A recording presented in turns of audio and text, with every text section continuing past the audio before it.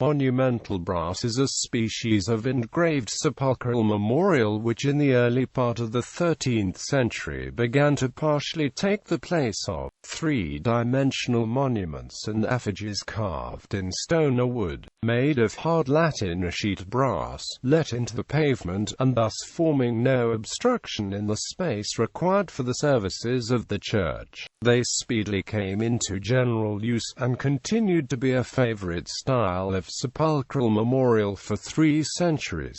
Monumental brasses in Europe. Besides the great value as historical monuments, monumental brasses are interesting as authentic contemporary evidence of the varieties of armor and costume, or the peculiarities of paleography and heraldic designs, and they are often the only authoritative records of the intricate details of family history. Although the intrinsic value of the metal has unfortunately contributed to the wholesale spoliation of these interesting monuments, they are still found in remarkable profusion in England, and they were at one time equally common in France, Germany and the Low Countries. In France, however, those that survived the troubles of the 16th century were totally swept away during the Reign of Terror, and almost the only evidence of their existence is now supplied by the collection of drawings bequeathed by Gough to the Bodleian Library.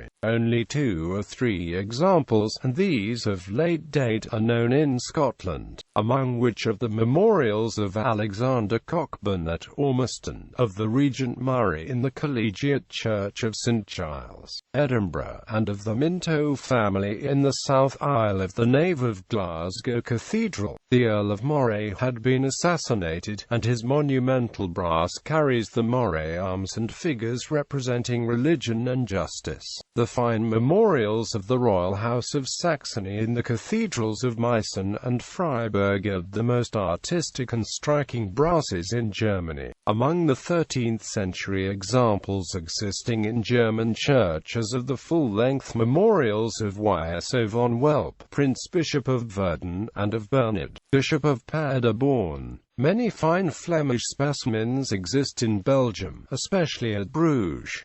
Monumental brasses in England. The majority of extant memorial brasses are now found in England, where it is calculated that there may be about 4,000 still remaining in various churches. They are most abundant in the eastern counties, and this fact has been frequently adduced in support of the opinion that they were of Flemish manufacture. But at the time sepulchral brasses were most often fashioned, the eastern counties of England were a centre of commercial activity and wealth, and there are numerous engraved memorials of civilians and prosperous merchants in the churches of Ipswich, Norwich, Lynn and Lincoln. Flemish brasses can be found in England, but they are not common, and they are readily distinguished from English workmanship. The Flemish examples have the figures engraved in the centre of a large plate, the background filled in with diapid scroll work, and the inscription placed round the edge of the plate. The English examples have the figures cut out of the outline and inserted in corresponding cavities in the slab, the darker colour of the stone serving as a background. This is not an invariable distinction, however, as figure brasses of Flemish origin are found both at Bruges and in England, but the character of the engraving is constant, the Flemish work being more florid in design, the lines shallower, and the broad lines cut with a chisel-pointed tool instead of the lozenge-shaped burin. The brass of Robert Hallam, Bishop of Salisbury, the envoy of King Henry V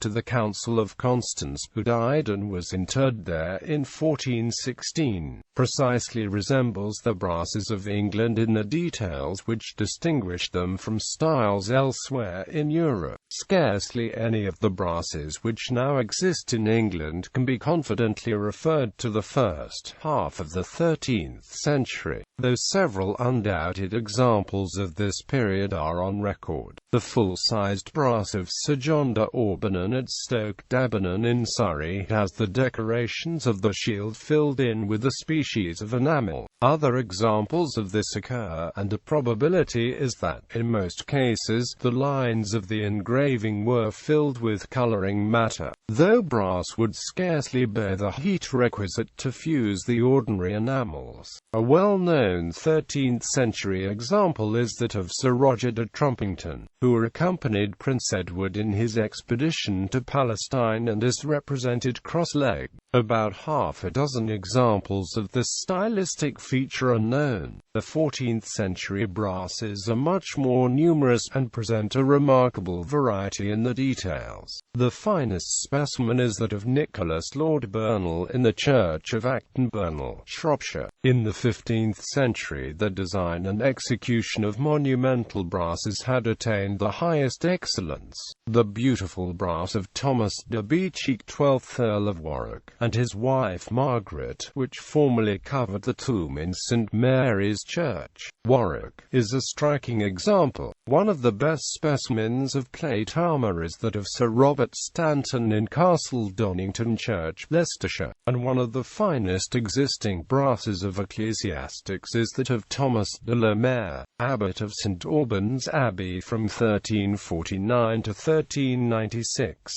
It is only in the 16th century that the engraved representations become portraits. Previous to that period, the features were invariably represented conventionally, though sometimes personal peculiarities were added. A large number of brasses in England are palimpsests, the back of an ancient brass having been engraved for the more recent memorial. Thus, of brass commemorative of Margaret Bulstrode at Hedgley, on being removed from its position, was discovered to have been previously the memorial of Thomas Tottington, Abbot of St. Edmundsbury. The abbey was only surrendered to Henry VIII in 1539, so that before the year was out the work of spoliation had begun, and the abbot's brass had been removed and re-engraved to Margaret Bulstrode. These ancient brasses were often stolen and re-erected after being engraved on the reverse, as at Berkhamsted,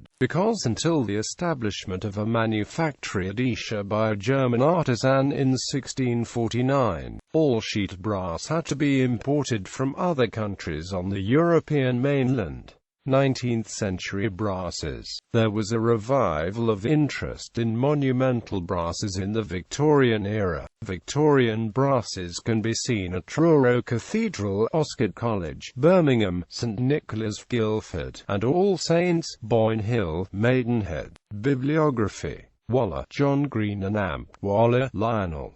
Drawings of monumental brasses and incised slabs, 1837–44. Incised monumental memorials of the Middle Ages and the monumental brasses of England, a series of engravings upon wood, with brief descriptive notices. Cambridge Camden Society, Illustrations of Monumental Brasses of Great Britain. Herbert Haynes, A Manual of Monumental Brasses, comprising an introduction to the study of these memorials, and a list of those remaining in the British Isles. 2 volumes. John Page Phillips, Macallan's Monumental Brasses, a revised version of Macallan's original The Brasses of England. Oxford University Brass Rubbing Society. Oxford Journal of Monumental Brasses, Volume I, Volume 2, and Oxford Portfolio of Monumental Brasses. Mills Stevenson, A List of Monumental Brasses in the British Isles with an appendix by M.S. Giuseppe and Ralph Griffin. Victoria and Albert Museum, Catalogue of Rubbings of Brasses and Incised Slabs,